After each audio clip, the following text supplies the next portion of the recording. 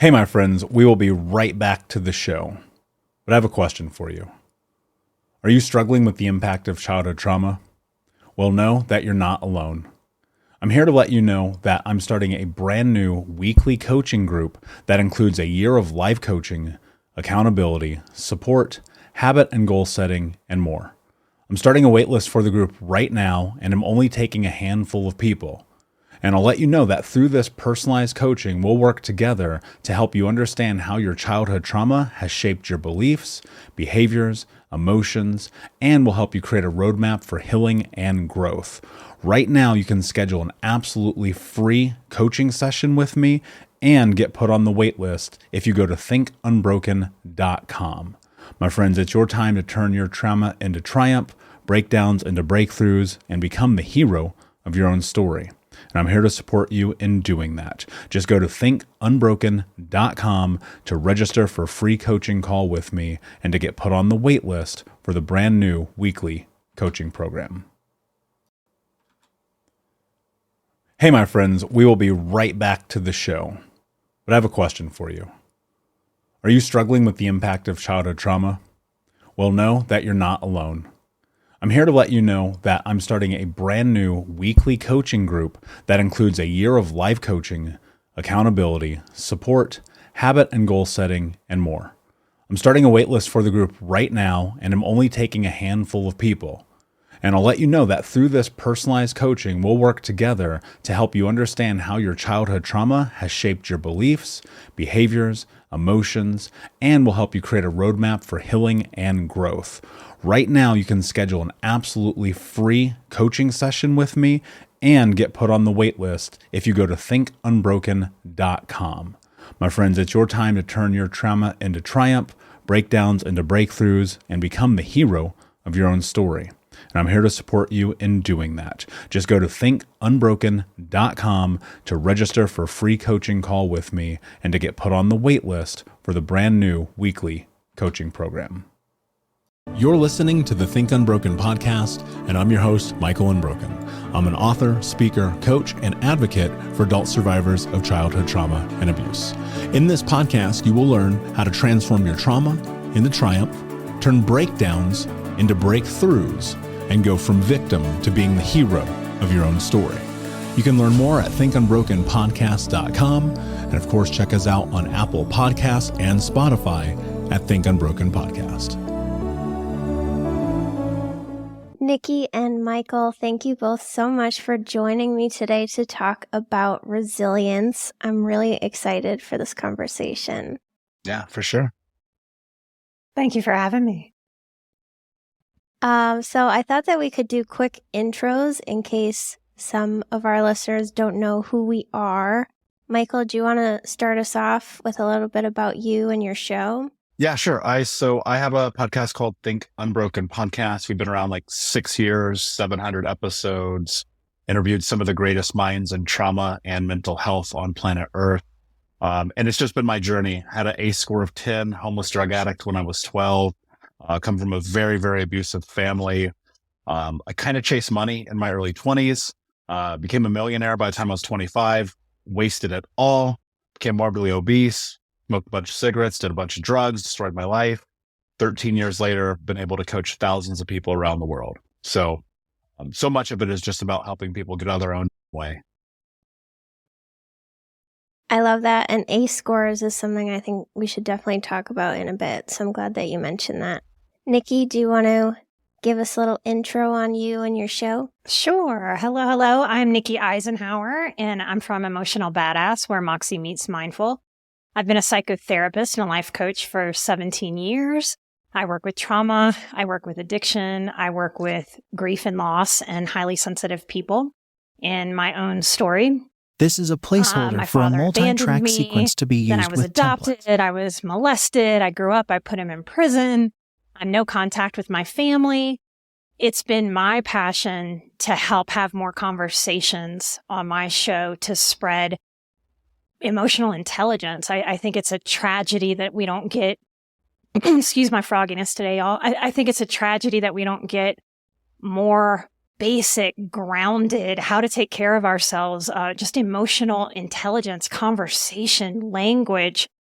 And so that's why I do the show. I want to spread healing. I thought I would have chronic post-traumatic stress symptoms all of my life.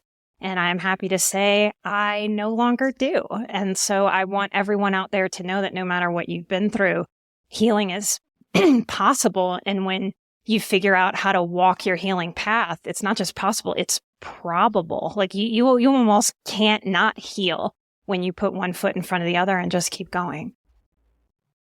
I love that. And I'm a longtime listener of Emotional Badass. So big fan, Nikki. And I know Thanks, my Jill. listeners are also huge fans, and my editor. We all fangirl you. Aw, that's so sweet. And I'm Jill from Sober Powered, and I used to be a biochemist in my previous career, and I talk about why addiction happens to some people and not others, and why it's so hard for us to break out of the loop and realize that we have to get sober for good. I'm also a part-time chemistry professor, which is something I only achieved through sobriety and was a lifelong dream. And I grew up always thinking that this would never happen to me. I'd never let it happen to me. I thought that I was so strong and all these things. I had really good emotional intelligence. And that's why I love this topic, because it wasn't until I started exploring my sobriety that I realized I needed both of your work a lot in my life. And years on this healing journey has helped me understand what resilience actually is.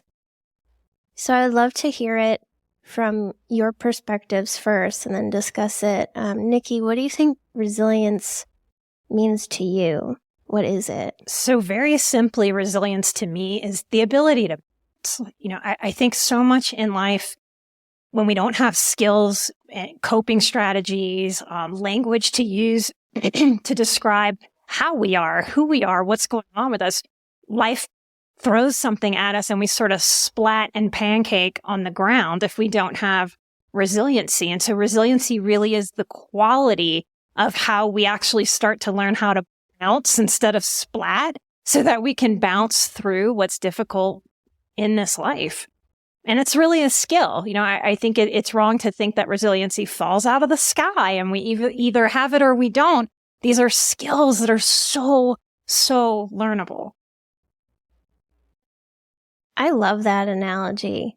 I was someone who used to splat all the time. So I think that's a perfect analogy. Michael, what does resilience mean to you? So I'll agree, and then I'll add a little caveat to what Nikki just said, because I think there's people who grew up like me where, at 6 years old, my mother cut off my right index finger, and my stepdad was this super abusive, monstrous human being. And I grew up in deep poverty. And so resilience was necessity for survival. And it's almost baked into my DNA in some kind of strange way. And so I do agree in the aspect that it's like the ability to not splat, because like life is, I teach my clients this all the time. Life is going to life. There's nothing you can do about it. No matter how much you think that you have control over this, you don't, because inevitably the next thing is coming. And with being resilient is really about the ability to look at the adversity and to maneuver through it and not let it destroy you.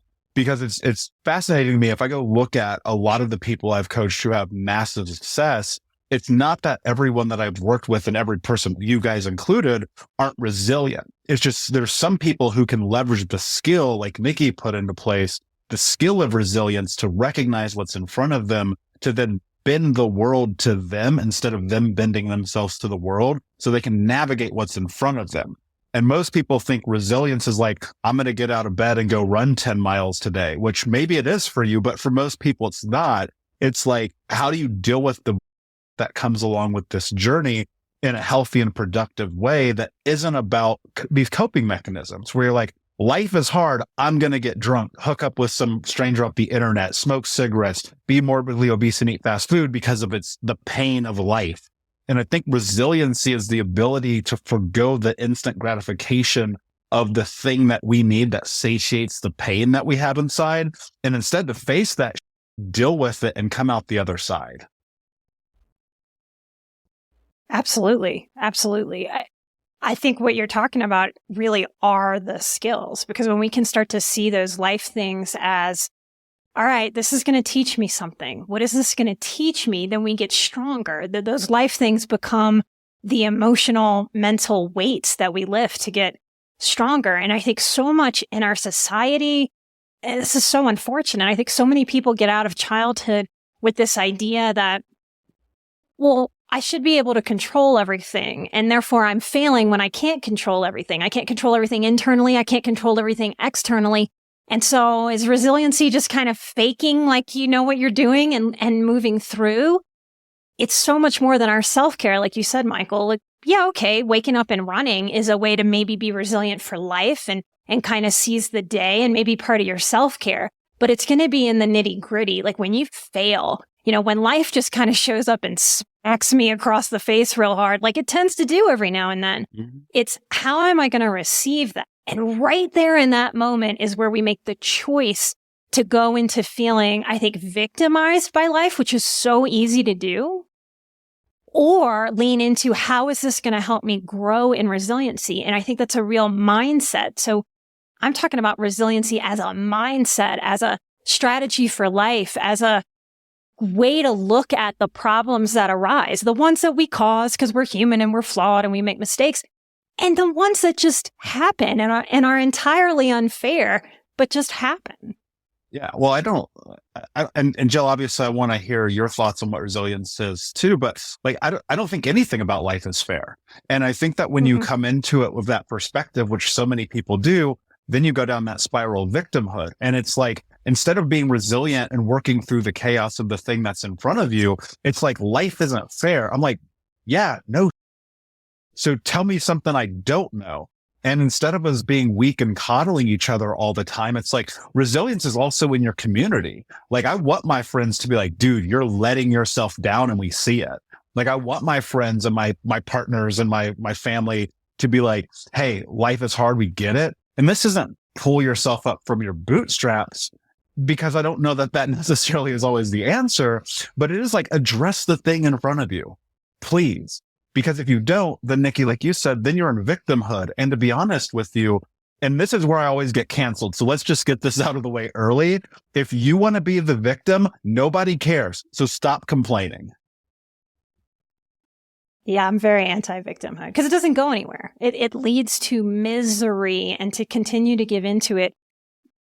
I think it's one of the main things that can absolutely ruin your life. It's not so much the things that happen to us. It's the victim mentality around the things that happen to us that really, really, really can take down a life. Jill, what do you think about resiliency? I always thought that people who went through a lot of really hard and or bad stuff were resilient because they had a lot of things happen to them. So I just assumed that I was a strong person because of that. But I didn't understand that it's about, I forget the wording that you used, Nikki, but I really liked that. It's about how you respond to it. And Michael, you were saying this too, like if something bad happens to me and then I go get drunk because of it, I didn't really get through it at all. I kind of put up this force field of alcohol or food or at other people to try to cope with it, but I never actually got the experience of getting through. I think for me, resilience has been about becoming confident in myself and my ability to deal with hard things. So then when the next thing happens, I'm not freaking out or wanting to go self-destruct. I know that I've dealt with hard things and I've moved through them. So then I can probably deal with this one too. Yeah. And you can, because until you're dead, you have an opportunity. And that's kind of a thing. It's funny because growing up, I would watch my community. I grew up in the hood. I grew up deeply impoverished. And if you got a check on the 1st and the 15th, you were winning the game. And it's like, what are you talking about right now? Because there's so much opportunity if you're willing to like nakedly and honestly stare at the thing in front of you and be like, instead of getting drunk because my life is so hard, I'm actually going to go and try something different. And you said, I love that you said confidence through the actions that you're taking to build the life that you want. Because if you go look, I guarantee you, Jill, if you rewind and you look at who you are today and you map it back to a decision that you made to do the opposite of the you were doing that was your life up, that's where you build confidence. And in that, that's how you get resiliency. And it's almost like a mathematical equation, A plus B equals C on this.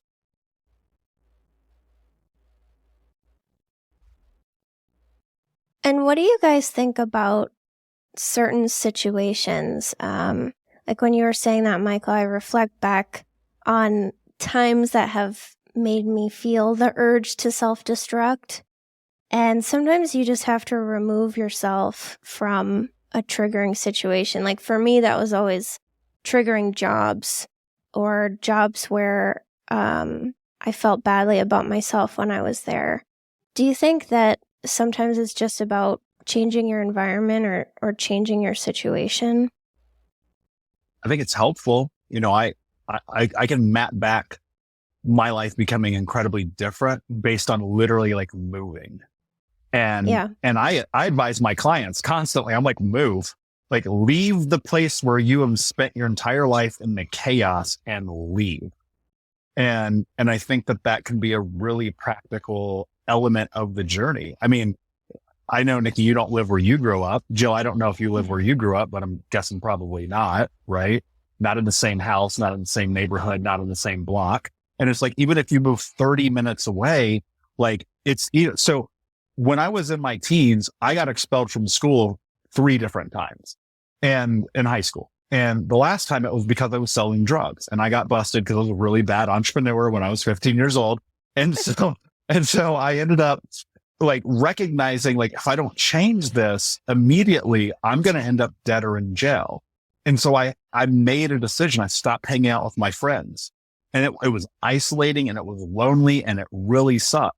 And then I realized there's a deeper level to it. So I moved to New York City at 18 years old with no money, which is a horrible idea. I don't recommend it, but I tried. And then when I was 29, I left my home forever and I only go back to visit family. And I think that there's something about the doing something different, especially when it's scary and it like freaks you out. It's like that thing that keeps you awake at night. You know, when you're like, man, I know if I just do this, my life will be better, but it's so painful. It's like, I can't do it. It's like, yeah, do that thing and your life will be different. I'm also a big fan of moving. So I grew up, interestingly, sort of split. I grew up with the side of my family. I lived with my grandparents who were very, very poor. Every piece of clothing I had to go to school was from garage sales. I've sat out on field trips, didn't have $3.50 to go on the field trips in the 80s and the 90s. And then I had another side of my family where I'd go visit grandparents who were entrepreneurs. They had money. So I was very much between these two worlds, watching these very different cultures handle things. And so I feel very blessed by that because despite the abuse and some of the neglect, I got to really see, frankly, like how the poorer people handle things. And sometimes there's connection there. There's creativity. Like if you grew up poor, you can make a meal out of nothing in your kitchen. And it impresses the hell out of people who didn't grow up like that. They're like, how did you make this? So there's some real benefit. But I also saw the side of my family that had money be able to make different decisions and different choices. So I really wanted something different and more for my life. I didn't know what the hell that looked like or what that meant. I put myself through school being a French Quarter bartender. I prided myself for many years on being able to drink more than any man I knew. And it's been hard for me to talk on my show about some of my drug and alcohol history because not healthy, not good, not recommended, but it also grew me. It showed me some character. It showed me things about my childhood. Like I felt safer with drug dealers sometimes. I felt like they looked out for me more than my actual mother. So these experiences will grow us and shape us. I think for people who have this seeker spirit, for sure, all of us do, or we wouldn't have gotten all the way to here. People with the seeker spirit, I think, benefit so much from a change, like a big move to a different state, because change begets more change. Now, therapeutically, I've got a clinical background. It's big in old school therapist world and language to say, there is no geographic cure. Wherever you go, you take you with you. And that's a sentiment that says, hey, you're not going to outrun yourself. You're not going to outrun your problems. You can't just move and go, oh, what a lovely clean slate I just created for myself. Because your patterns will be there. They will show up. But I will tell you, getting away from my abusive family, and I'm no contact. And I think when I say that, sometimes people go, oh my gosh, she must just be hot on fire, ready to help other people go no contact with their family, when actually it's quite the opposite. I've done way more work in my life to have people stay connected to their families if you can. That is optimal. But also there is something about getting away from your family dynamics, getting away from your culture. I'm from New Orleans. Beautiful things about that culture. When I tell people I'm from New Orleans, you can see a sparkliness in their eyes. Even beyond New York City, where my husband's from, I think people glorify and romanticize New Orleans. Living there, for me and most people that I know, absolute show. Absolute show. I just saw a list come out. It ranks on one of the most dangerous cities in the world. It makes Chicago look easy peasy. So getting away from dynamics showed me so much, not just about me, but how I could make choices for myself. I've lived in Texas. I've lived in Colorado. And the feel of a place is different. It's different for my system, and it draws a different part of you out, and it challenges you to make new connections from your growth. So I get to make connections now, even though it's hard to make friends in your 40s. I get to make connections from the place of my growth, from the place of my groundedness, from more nervous system integration than I've ever had before. And without these changes that scared the hell out of me sometimes, that challenged me, that made me feel like I don't know anybody where I am. I have to get out there and meet people. Scary, hard, but it also shows you more of who you are, what you're capable of. And that brings me to what Jill said. So much of healing is about seeing yourself. So much about resiliency is about seeing yourself transform and let go of what doesn't serve you, maybe never did serve you. And when you do, that is what grows your confidence to be able to deal with the next thing and the next thing and the next thing. So I'm all for making some kind of big life move. And that's going to show you about yourself and help you figure out, even when you move somewhere without any money, it's going to show you, well, then what do you do? You figure it out. And that's a big part of resiliency, is stepping into the personal responsibility.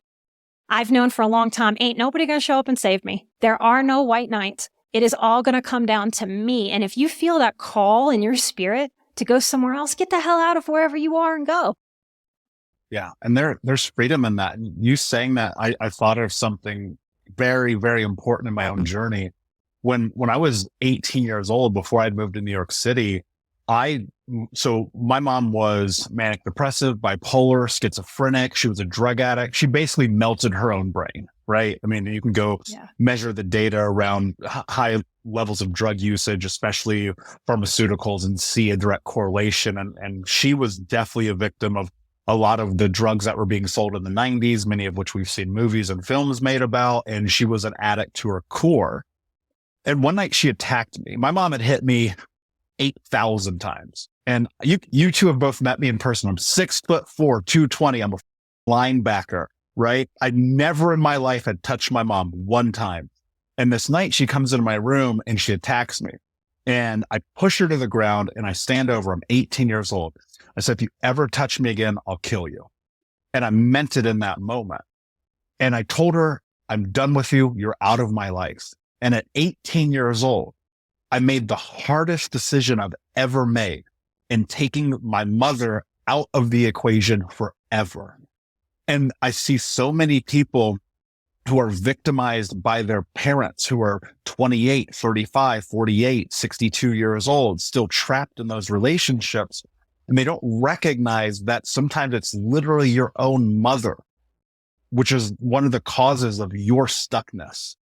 And it's so difficult because I believe too, like, I don't think you always have to hit the eject button on family, on friends, on relationships, on community, but you have to assess it and look at it really closely and go, is the part of me that can thrive and grow and heal and love and contribute to a better society and be the person that I want to be? Is that being stagnant because of my relationship with this person? Because then it really comes into question, like, how resilient are you really when you're giving your power to other people? And from 18 years old until the day my mother died, I saw her maybe twice. I didn't even go to her funeral. And I had family members furious at me about this, right? But I recognized that I had to make that very difficult decision, which in its own right is resilience. Now, I didn't have the words for this at 18. I could never sit across from you and be like, my mother is enmeshing me and she's grooming me and it's emotional incest and there's chaos in my, and all these big fancy words that we read and learn about. But what I knew at 18, I was like, I can't be me here. And that's what I always ask my clients, like, can you be you in this circumstance? Because if you don't, then you'll never be able to tap into that confidence to build that resiliency. And when I left that relationship, I told my mom, I'm like, I'm out forever. I ended up doing the same thing with my grandmother. I ended up doing the same thing with my cousins. I ended up doing the same thing with friends and community groups and everything. And it's not that it's easy, because none of it is. And there aren't these times where it's not that I'm like not emotional about it and it doesn't suck. But I promise you, I can't be here right now in this moment with you without making decisions that were difficult, that built resilience through just the nature of the decision. And when you leave and you step into what's next, people will often ask you, and I'm sure both of you have heard this question before, people are like, what are you running from? And I'm like, I'm not running from anything. I'm running towards me. You don't see my destination because you're trapped in your world and you're not in my brain.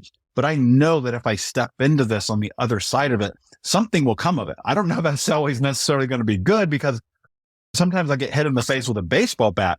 But I promise you, at now heading into 40 years old, if over 20 years ago I didn't make that choice, there's no way I can lead. There's no way I can love myself. I was trapped. And I think if you really want to find out how resilient you are, remove yourself from the environment, from the people, and from the circumstances that take away from your ability to shine.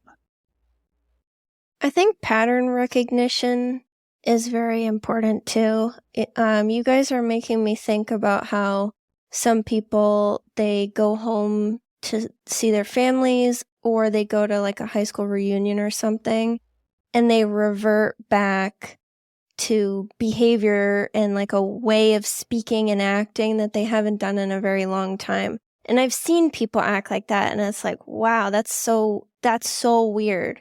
I don't know you that way. And for me, a lot of it has been about pattern recognition and understanding, why am I acting like this? Why am I trying to fill this role? Can I push back on this role with my family? What am I afraid of there if I am actually myself? And that has been a big part of my journey over the past few years. I am no contact with some people, and I have figured out how to have contact with others, but it's tough. You have to either accept people for who they are or you don't. And that acceptance has been hard for me too, and understanding that I can't force people to grow and change and want to be better. Some people are going to stay stuck in misery, hopefully not forever, but I can't force them down the path. So I either have to accept them or I can't. I don't think pattern recognition is valued enough in mental health, even in coaching, just in us being people and figuring out how to take care of ourselves. I think there's such an unfortunate thing. Like in my job, in my work, I've helped a lot of people who have left real ass cults. And I think it's interesting that we all think about cults as like, ooh, the big, strong, scary thing. Ooh, somebody finally got out of the cult. A family is so much harder to get out of than a cult. And we have such a relationship with family. It's so worshipped. I think in all human beings, all over the world, definitely in our American culture. I mean, it is crazy to me that my mother gave me to a known pedophile. She had been warned, and the second she was with him, she encouraged him to tuck us in at night. I have 2 sisters, and she was hands off. She essentially handed me to a molester. And even people knowing that about me when I was young, I left her in my early 20s, which is very young to do that work. And I think those of us that do that work, it's not because we know what we're doing. It's because we are so fed up to here and can't heal our nervous systems. When you notice the pattern of every time I'm with this person, I feel like I'm going out of my mind. I am trying to squash a panic attack. And of course I was. My body, for me to be around my family, who had hunches that my extended family had hunches that we were being abused, but wasn't their business. So to expect my nervous system to go be around my abusers is as crazy as asking some kind of rape victim of somebody who jumps out from behind a bush and rapes them to have Christmas dinner with their rapist. But therapists do it. People say, but that's your mom.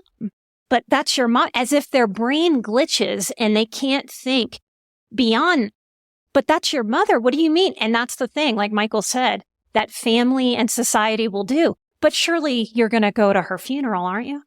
That's the thing before I went no contact with my sisters. But aren't you going to go to her funeral? We have such a worshiping of family, but we also know that most abuse happens within families. So this expectation that we're just going to continue to be in this pattern because we're blood related to people is quite literally insanity that our society totally subscribes to. And I think you also have to... Oh, go ahead. No, this thought came to mind is like, you have to also ask yourself, what role are you playing in the patterning?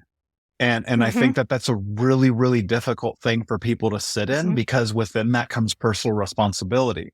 And you, obviously we all agree, nobody's responsible for the crazy shit that happens to you as a kid. Like that's not on us, but it's like, okay, you're 36. You still go to your mom's house every weekend to help her do whatever the she needs help with. And yet you hate being there because you have a panic attack every time you get in the car. It's like, okay, dummy, pay attention. Like this is really on you. And what's so difficult about that is it's like, can you do that? Now I'm being facetious because it's just my nature, but it's like, can you sit in like recognizing we live in this cultural, it's funny, even the box in front of me says, what is love? And it's like, we live in this society driven by this concept about self-love and about giving yourself what you need, but it's really not about bubble baths and glasses of wine and walks on the pier. It's about doing the thing that you need with your personal boundaries to keep yourself safe so you don't end up in this crazy fight or flight space every single day of your life. And when you look at it, so many people have really been indoctrinated into the family cultural and system in this way where they do go, well, but it is your mom. And it's like, okay, cool. Let's play a game. All right. All right, Jill. All right, Nikki, let's play a game. Let's say that in the Michael's game, every time you walk into a room, I smack you in the face. Okay, cool. The first time that you walk in the room, you're going to be like, what just happened? That was crazy. And the next time, the next day, you're going to walk in the room. I'm going to smack you in the face again. And this time you're going to be like, shh, that happened yesterday. You have a little bit more awareness about it. And the third time you walk in the room, you're going to duck, but the swing is still coming. And then you ask yourself a question, how many times am I going to walk in this room? And that's what it is that we're doing in these relationships with people who take from us. We're walking in this room and getting smacked in the face and saying, thank you, sir, may I have another? And it's like, why are you doing that? Well, it's conditioning. It's patterns, right? You go back into childhood. I learned to not be honest as a kid. It was probably the greatest trait that I got as a kid because it kept me safe. I'm a masterful liar. And I've had to learn how to be honest. It's really the most painful thing I've ever gone through. There's a lot of in the journey of healing, of recognizing I lie as a pattern based on the indoctrination, grooming, and the understanding culturally that if I tell the truth, I'm going to get my ass kicked. Where did those bruises come from? Oh, baseball. Why didn't you eat today? Oh, my mom had to go to the store early. My mom's passed out in bed with pill bottles in her hands. right? And so it's like you learn how to do these things systematically. And at a period of time, you used a word earlier, Nikki, that I think is really powerful. For a period of time, they actually serve you.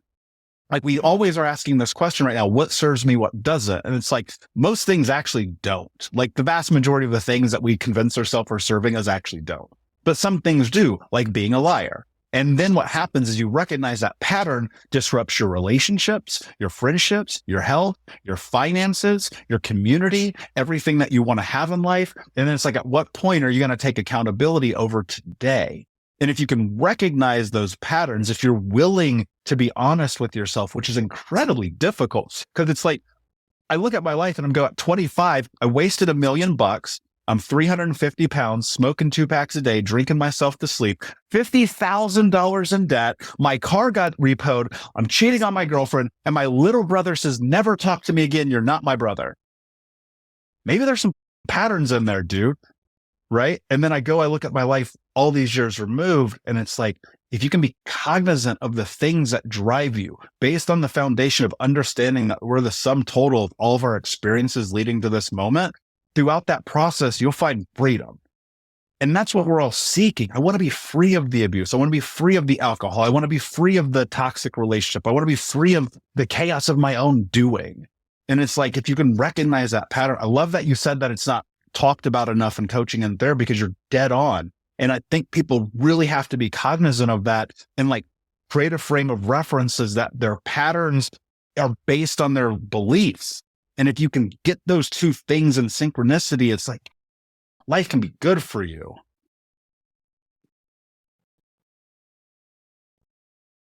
I'm really glad that you brought all of that up, because personal responsibility was where I was hoping that we could go, because it's not all other people. Sometimes it is us. And something I am really interested in is the game that you described, because we do that with alcohol, which is obviously my jam and what I think about every day. But I read studies on animals, and we do it as humans too, but where you have a mouse go into an area where they can get alcohol, and they get shocked every single time they go get their alcohol. And most of them are like, screw that, I'm good, that's not worth it. And a small group of them keep going back every single time to get the shock over and over and over. Or you add a bitter taste to the alcohol and make it taste horrible, and they just keep going back for more.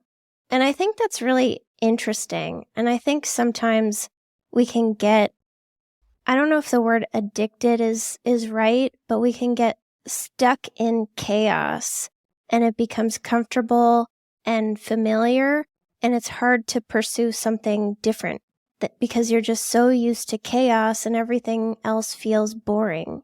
That was my experience when I quit drinking.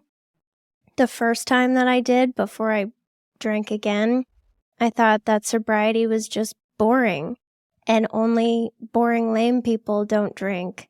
And that was because I was so used to chaos and drama, and my brain thought that everything that was calm must be boring. But now I'm like, calm stuff is the best stuff.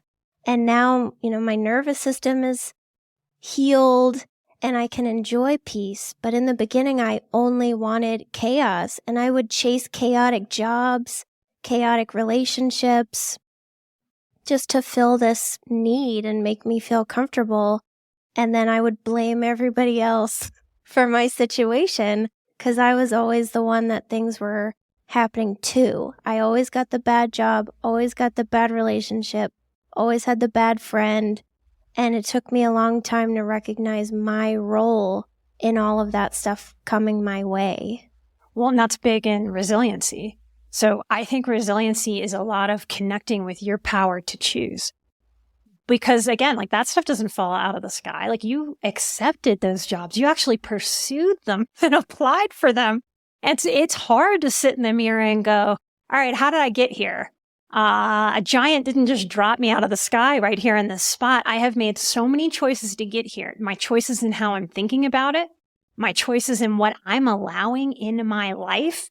And that means I'm in charge of what I'm allowing in my life. And if I just step into that power, that is an action of resiliency. That is a self-respect. I don't think we can be resilient without self-respect. It is self-respecting to be resilient, as is personal responsibility. It's part of why I'm so pissed at how nasty politics is and media is, and because I think it's celebrating and lifting up the worst of society. Immaturity goes, it's your fault. It's not me, it's you. Shame on you. I didn't do anything wrong. I'll be better when you're better. I'm just going to sit here and pout and be pissy. And everything about modern society and the internet is encouraging that kind of way of being. You didn't say the word that I think you should have said. You just traumatized me. We are teaching people to diss personal responsibility and to glorify blame. And all it's going to do is make people anti-resilient. It's going to make them splat. That's why the suicide rate is going. And so we've got to get really, really real on the individual level and societally, collectively, at what it means to actually be personally responsible. It's why if a younger person tells me they're an advocate, I take that with a real big grain of salt, because we're not going to heal the world because a bunch of angry people are screaming about issues at each other, screaming who's at fault. We'll be right back to the show. But before we do, I want to tell you about today's sponsor, factormeals.com, where if you go to factormeals.com/unbroken50 and use the code unbroken50, you can get 50% off your first order. That's factormeals.com/unbroken50.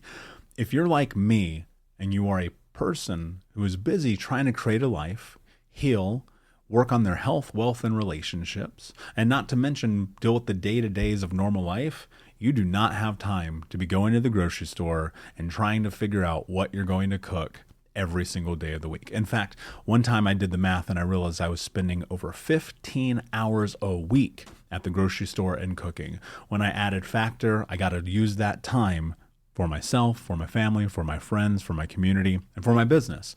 And so if you're in the place where you need some more support in the kitchen, head to factormeals.com/unbroken50 and use the code unbroken50 to get 50% off. We're going to heal the world when each person, frankly, takes responsibility for themselves, their internal world, and stops screaming at the world to be what they expect and want it to be. Yeah. And the hard part about that is, Jill, as you were talking, I was so glad you used the word chaos, because that's what came to mind for me. And I teach my clients immediately. I'm like, you have to stop saying you thrive in chaos. You hear people say that all the time. I'm like, motherfucker. I used to say that. It's gross. Like, if you think about it, it's insane, because why would you not want to thrive in peace and joy and hope and harmony and kindness and compassion and power, right? Being in chaos is like, I have a stack of bills on my desk that I am not taking care of, and debtors are calling me, and I am overweight, and I'm destroying my life, and my family doesn't like me, and I got fired from another job, and I had unprotected sex with the 12th person this month, and life is good? No, dude, you're high, which you probably are also. And so it's like, okay, if you're thriving in chaos, like, are you really thriving, or is it just something that you've been conditioned into? And that's where it gets really, really tricky about this whole conversation, because when you take this really hard, candid look at your own life and you reverse engineer it back into the behavior patterns that started through childhood, it's like, okay, why do I thrive here? Why am I the mouse who keeps getting shot? Because it's really just become indoctrinated in you in a way where it's normalized. You're like, oh, it's normal for me to be in a relationship where we scream at each other. It's normal for me to be underpaid, but then complain. It's these normalities that we have in our life. It's like, it's only going to remain normal as long as you choose to have it be normal. And then when you're measuring that against, and look, I say this in jest, but like, I've been legit attempted canceled 4 times on the internet because of keeping it real. Because like what Nikki said, like, I said something that you didn't like, and now you're traumatized by me. It's like, no, I'm not gaslighting you because you don't agree with me. Like, that's not how this works.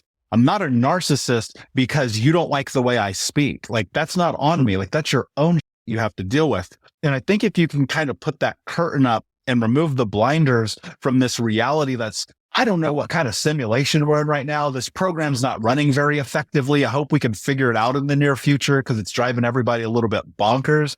But it's like, the reality is, if you can really sit in your truth and you look at the times when your life is good, I promise you, it's probably not chaotic. Your bills are probably paid.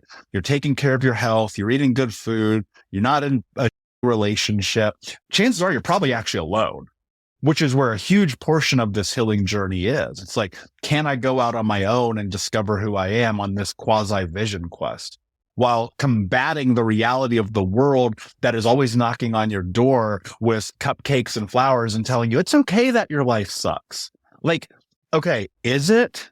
Because for me, it's not, and it wasn't. And I pulled myself through that because I recognized in the silence, in the peace of my chaos, is where I would reflect and be like, I don't like this, but why am I like this?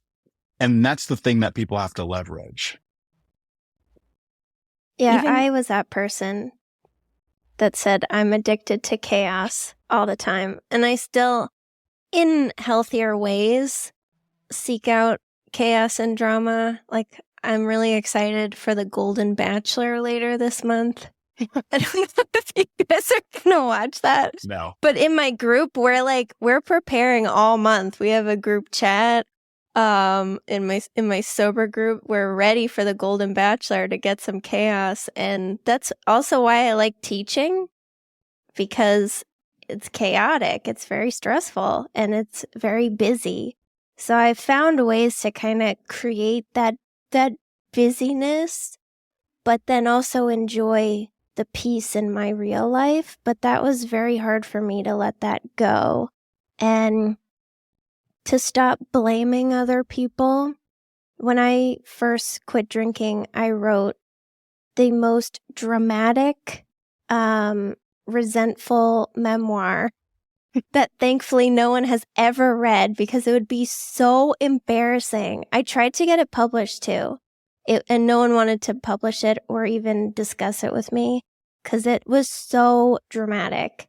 And then I read it again a few months later when I started my podcast. I'm like, maybe there's some good stuff in there that I can use on my podcast. And I read it and I was like, oh my gosh. But that was really helpful for me to write all of my feelings down and tell the stories, and then continue to go to therapy every week and then read those stories back with a different perspective. And it's been a lot of perspective shifting for me and how I think about things. I was always, Michael, you said it, like the underpaid person who's complaining about being underpaid. I was always the person that was outraged at how I was not treated right or respected. And then I would continue to get into these situations. And after a while, I'm like, oh my God, am I the common denominator? That's how it started. I said to my therapist once, I'm like, it's gotta be me. It's happened so many times. Like, I have to be the common denominator. This has to be something that I'm doing. And first it was freaky and scary to realize that, because I had this belief that I was the best and everyone else sucked. And now it's like, do I suck and everyone else is not that bad? But it also was empowering to realize that I had the power to change the situation, and I wasn't just a victim of it. That wasn't going to be the story of my life forever. Why did you change? So that's the key, right? It's that thought sits with people and they're like, oh no, it's me. I am the cause and solution of all of my problems.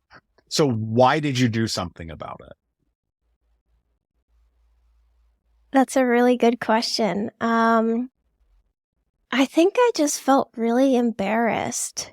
I felt embarrassed that I kept ending up in the same situation over and over and over. And I saw, like, my husband is very, very successful in his career. Like right now, for example, he was selected as one of a couple people in his company to represent the entire company at this conference.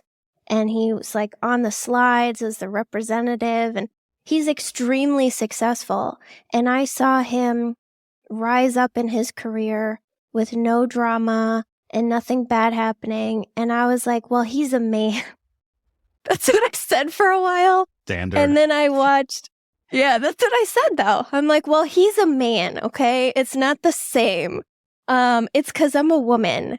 And then I saw women at various companies that I worked at rising up in their careers and getting respected and getting promotions. And I'm like, oh my God, I can't use that excuse anymore. And I just started to feel really embarrassed at my situation and embarrassed that like other people were aware that I had this pattern going on in my life. And that pushed me. I think seeing women, that belief that it was like a man thing was really ingrained in me. Sorry, Michael. And once I saw examples of women kicking butt in the same career that I was trying to be successful in, I was like, oh. And that really started to break it down. And then the embarrassment was what pushed me to finally address being the common denominator. So I want to point out that you're naming a big part of resiliency is honesty. Oh, thanks. It's honesty. Look at me. Yeah. We can't be resilient with ourselves if we're not being true and honest with ourselves. And it's in those moments where somebody, something, or just ourselves looks in the mirror, holds that mirror up, and we go, oh, this is me. I have to change this. That excuse that I've been holding on to and holding between me and my growth, me and the ability to be different. I've been letting that belief block me. When you let that go and get really honest with yourself, life just starts to change. And so for me, that kind of radical personal honesty has to be a part of the resiliency cake recipe that I want to bake up. Yeah, absolutely. You know, I have 3 steps here. There's a whiteboard I have on the side of my office, and I try to remind my clients every time we're in coaching, whether it's individual or group or whatever, but it's also a reminder for me. There's 3 ways that you create your life. One is you show up. Like literally, like that's 90% of it. Number 2 is you be honest. And number 3 is you execute. And and that's where the change really, really takes place. And you said something really interesting, Jill, that I don't think most people leverage enough. You were embarrassed. I was so embarrassed of who I was at 26 years old. I was like, I cannot believe I've allowed this to become my life. And there's something about leveraging that level of darkness that can really catapult you. It can also cripple you and make things worse. But I think that that's where you find out what you're made of, because you're going to have to force yourself into the unknown. And one of the things that you pointed about that I think is also incredibly powerful is you saw other people doing the thing that you wanted to do.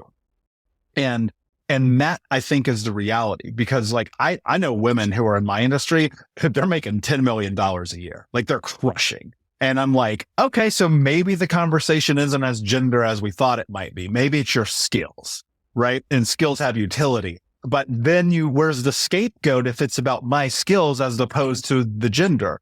And so I think it's really important to not go and seek scapegoats, but seek more skills, because skill have utility.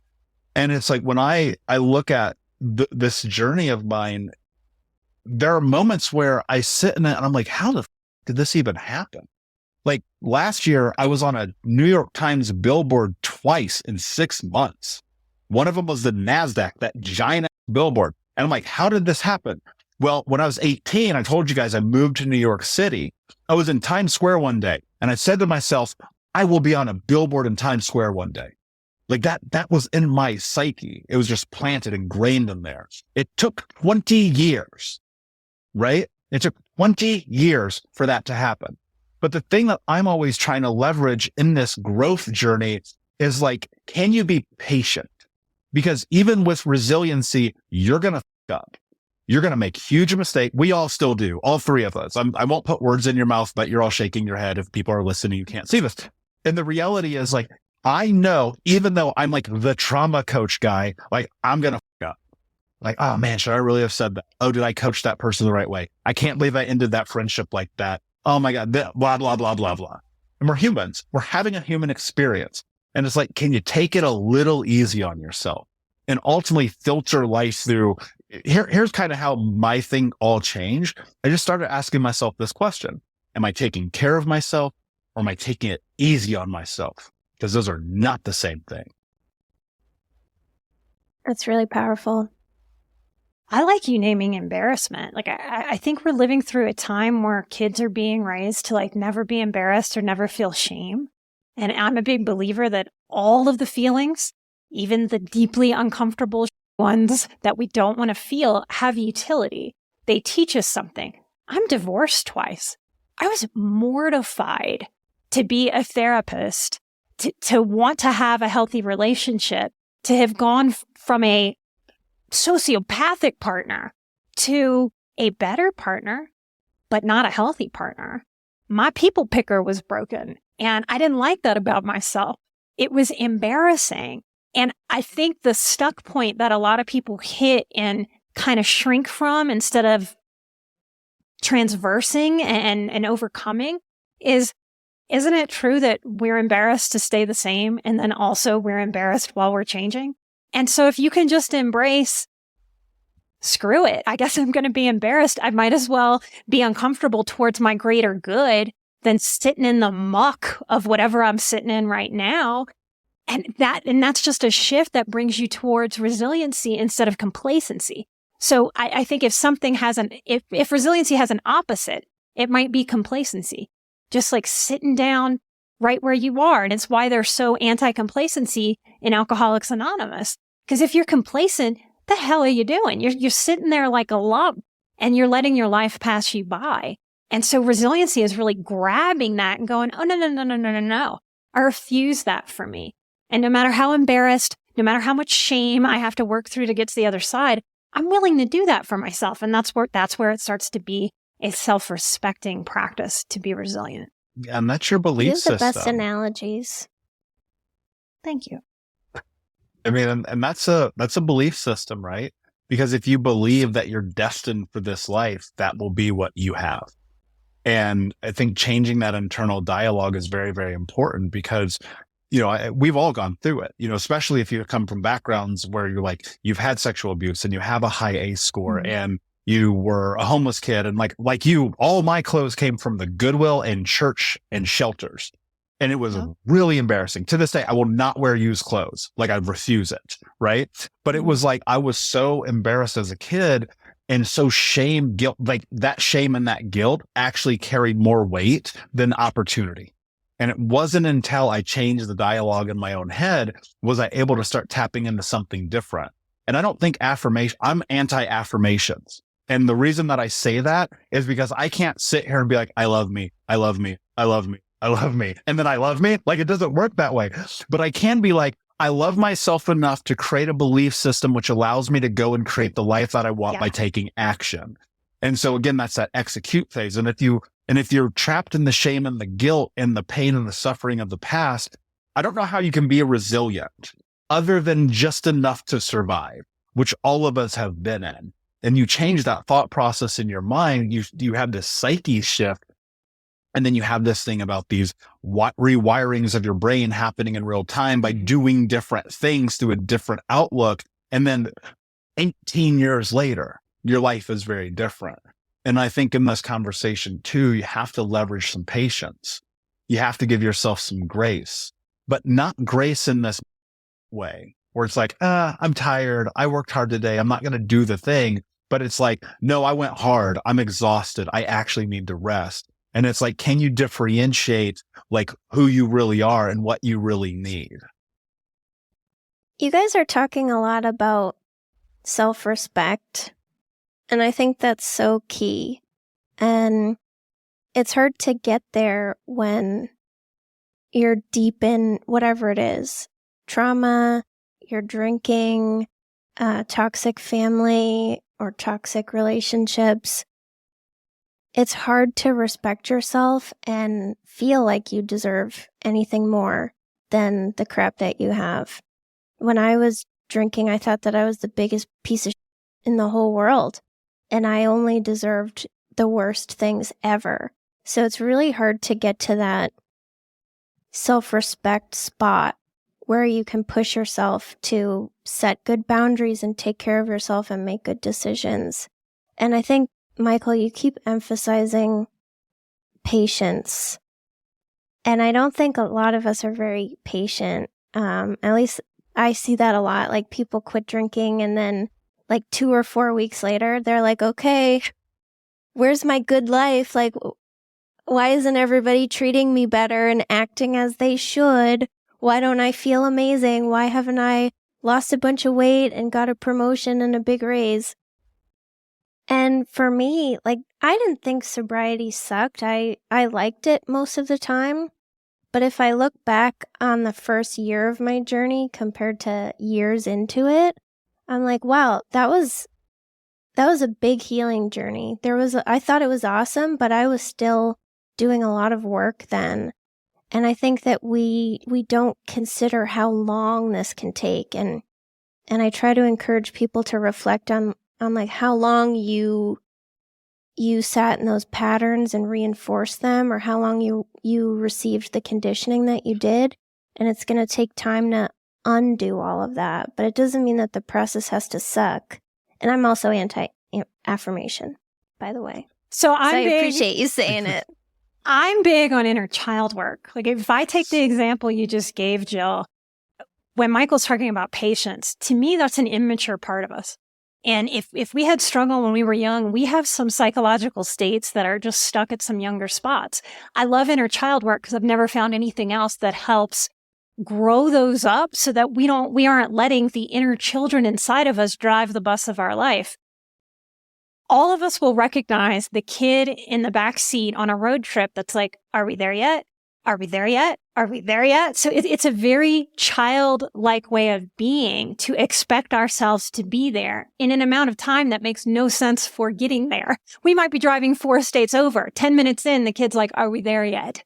And so if you work with this idea of, okay, let me reparent that inner child, that's been the only way that I've been able to cultivate a real relationship with patience. I would joke that I was the most impatient person ever on the planet.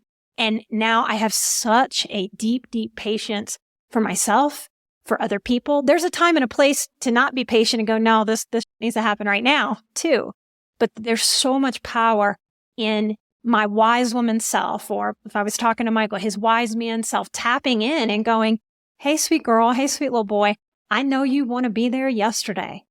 Take a deep breath, settle in. We're going to get there eventually.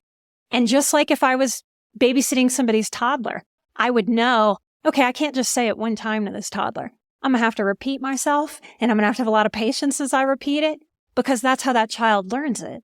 Well, if we didn't get what we needed from safe parenting, then who the hell else is going to do that for us except ourselves? I'm such a big teacher of patience, patience, patience, patience. And I know you want to get there as quickly as possible. That's the paradoxical trick.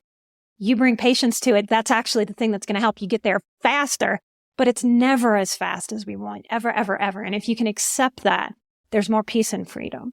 Yeah. And it's a lifetime journey too. And, I think I'm still doing the work. I mean, it's hard for me a lot of times.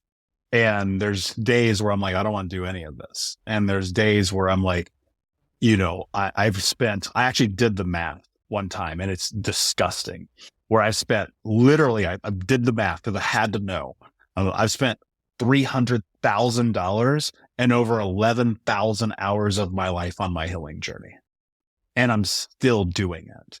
And I saw this guy, I don't know if you guys are familiar with Bishop T.D. Jakes. So he's a religious I know speaker. Him. Okay, yeah. He's powerful. He's got this powerful, booming, deep voice where you can tell he's been a preacher forever. And I don't remember where I was, but I was speaking at the event, and he either did before or after me. Either way, it doesn't matter. He said something that has sat with me every single day for the last 4 years since I heard this man say this.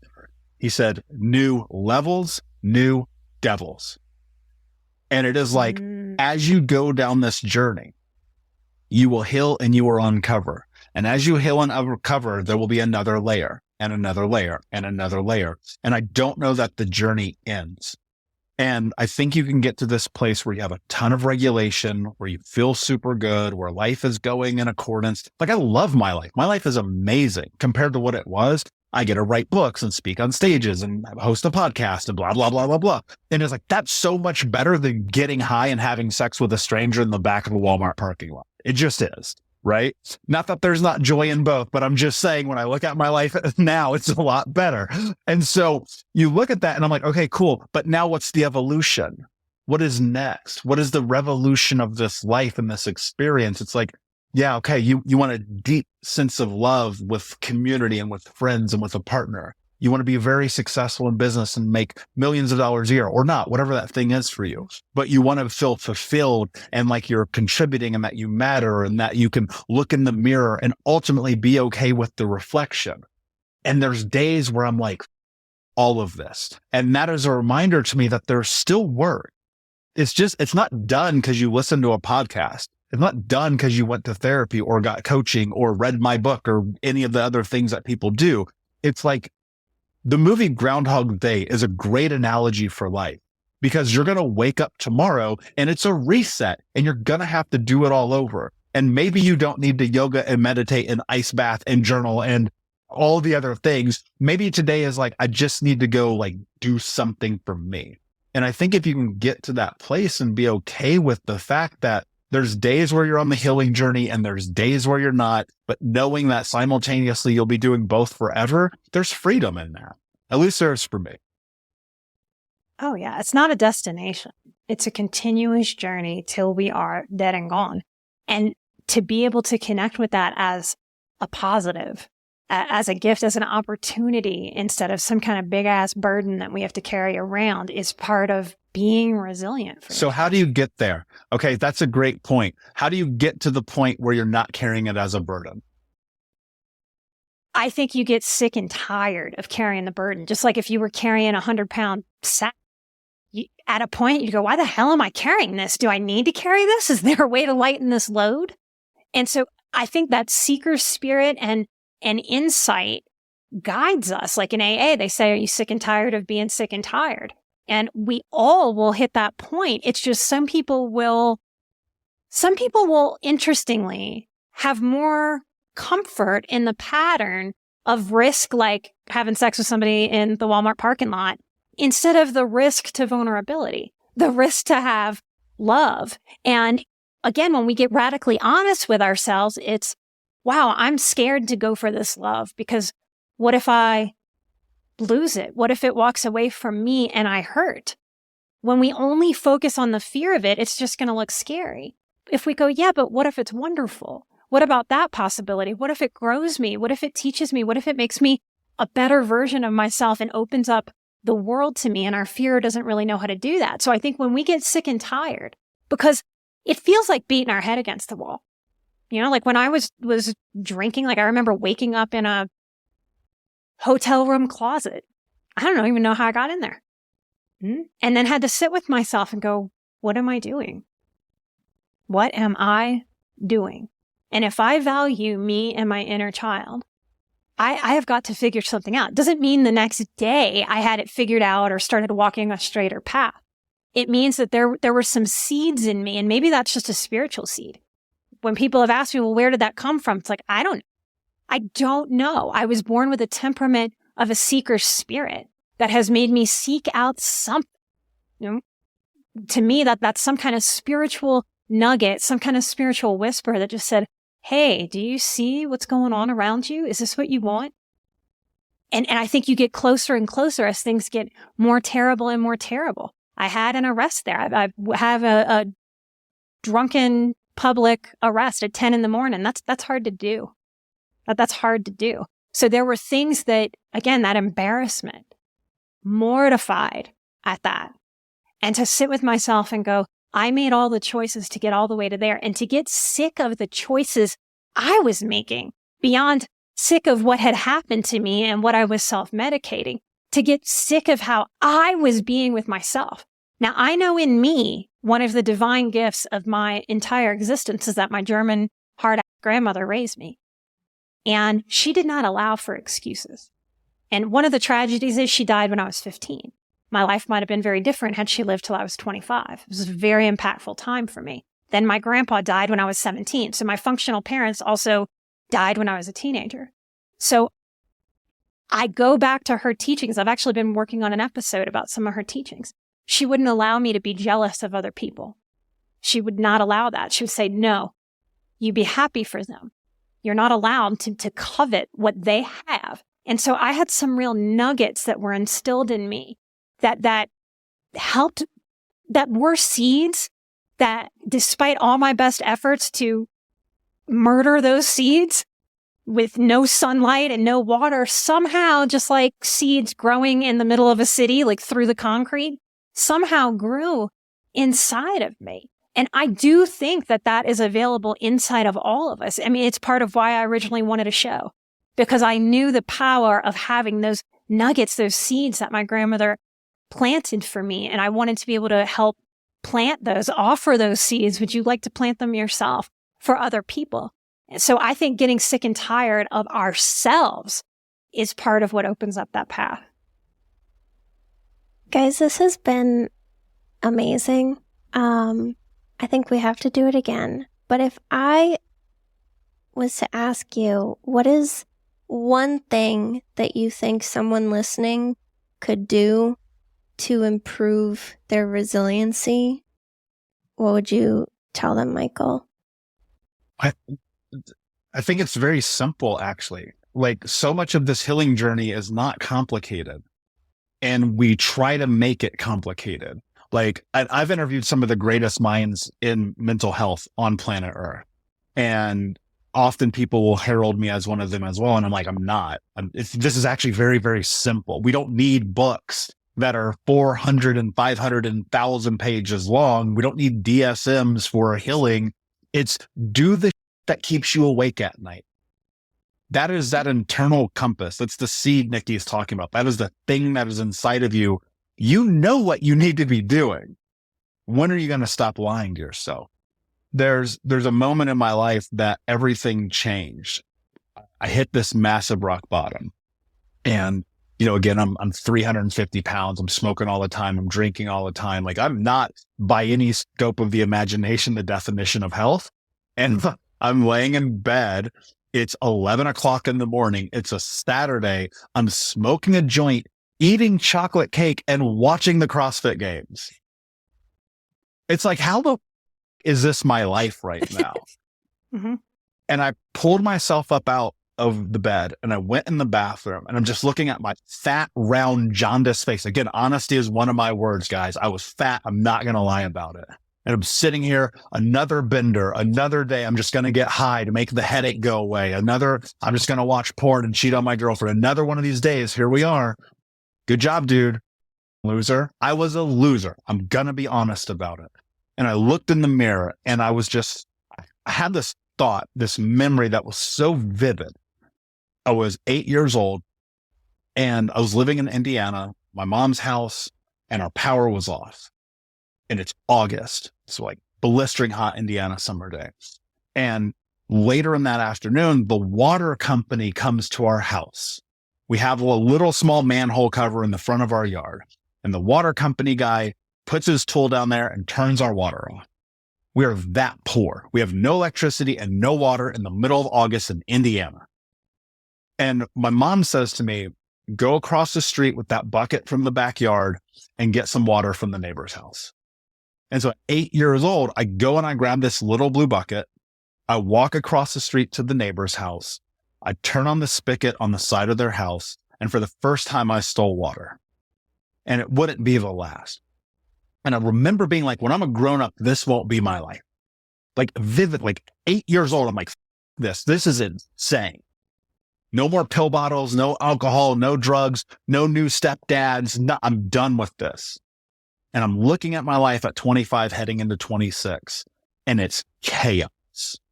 Nikki, you talked about this thing about honoring that inner child. I'd lied, cheated, stole, back-end-dealed myself into success and business. And every element of my life was a disaster. And when I looked in that mirror, I realized the truth. I broke the promise I made to that 8-year-old. And I asked myself a question. I said, what are you willing to do to have the life that you want to have? And the answer was no excuses, just results. And if you could ask yourself that question, and if you can get to that answer, your life will be different. I love that so much. Thank you. Nikki, what would you tell someone is the first step that they could take to improve their resiliency? I can piggyback on what Michael said. I would say make the choice and make it now. I have a story that stays with me from my early years as a therapist working in residential addiction treatment. And there was this older lady who said, I was washing my mother's china and she dropped the plate because she'd been drinking. And for her, that was her bottom, that she broke her dead and gone, her mother's plate. So I think a lot of people hear a story like mine, a story like Michael's, and they're like, oh, yeah, like my life's not that bad. Like I'm good. I can still handle this. Your bottom is when you decide and make a decision to stop living a life that's full of, frankly. And it is as simple as that.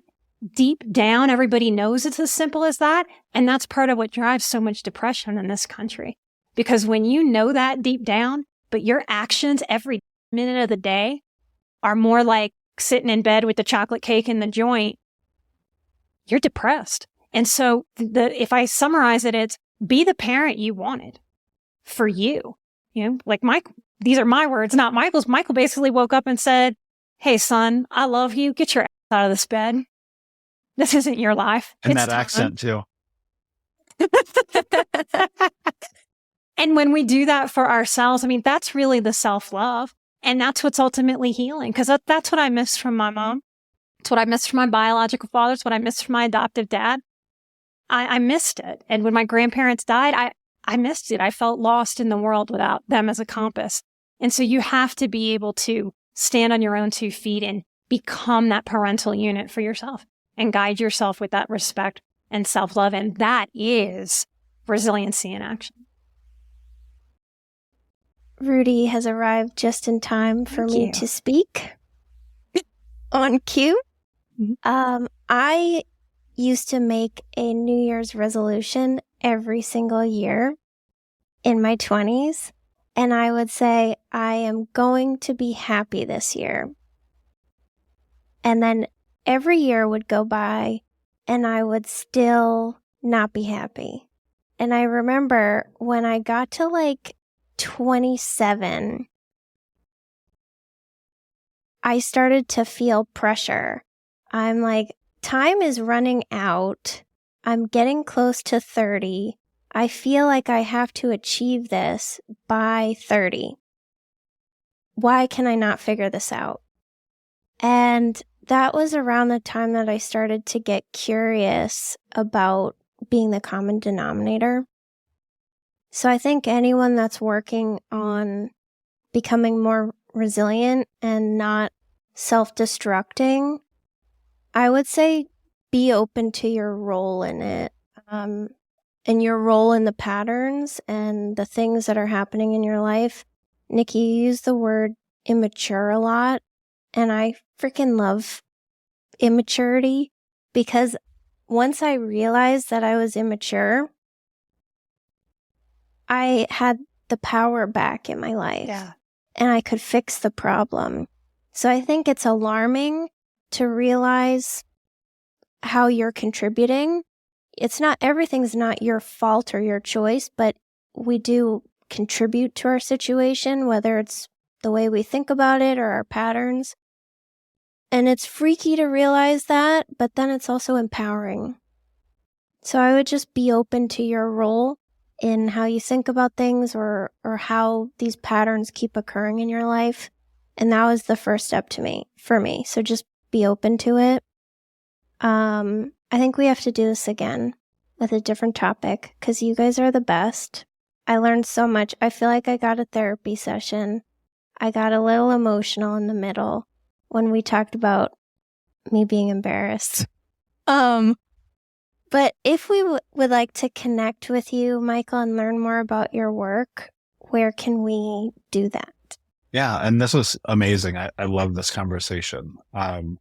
I'm everywhere at Michael Unbroken on all the social medias. And then Think Unbroken podcast, wherever you listen to podcasts, just search Think Unbroken. Thank you. And Nikki, how can we connect with you? Emotional Badass, pretty much everywhere on every platform, and find the podcast. That's the best way to find me online if you're interested in what I teach. I'm teaching a big boundaries course in October. I don't know. I'm thinking about not teaching it next year. So yeah, just come hang out. You'll know if you want to work with me. You'll know. Your gut will know. So yeah, come hang out anytime. Thank you, Nikki. And you can find my podcast. It's called Sober Powered, and that's my website too, soberpowered.com. And thank you guys again so much. And we definitely have to do this again soon. Sure. Definitely. Thank you so much for listening to Think Unbroken. Please share this episode with someone who could use it and help us move forward in our mission of ending generational trauma in our lifetime. And if you would, please take 5 seconds to pop on iTunes or Spotify, hit that 5-star, leave a review, and you can also reach out to us on social at Michael Unbroken or at Think Unbroken. And of course, you can check out our YouTube channel at Think Unbroken. Thank you for being a part of Unbroken Nation, my friends, and until next time, be unbroken. Hey, my friends, we will be right back to the show, but I have a question for you. Are you struggling with the impact of childhood trauma? Well, know that you're not alone. I'm here to let you know that I'm starting a brand new weekly coaching group that includes a year of live coaching, accountability, support, habit and goal setting, and more. I'm starting a waitlist for the group right now, and I'm only taking a handful of people. And I'll let you know that through this personalized coaching, we'll work together to help you understand how your childhood trauma has shaped your beliefs, behaviors, emotions, and will help you create a roadmap for healing and growth. Right now, you can schedule an absolutely free coaching session with me and get put on the wait list if you go to thinkunbroken.com. My friends, it's your time to turn your trauma into triumph, breakdowns into breakthroughs, and become the hero of your own story. And I'm here to support you in doing that. Just go to thinkunbroken.com to register for a free coaching call with me and to get put on the wait list for the brand new weekly coaching program.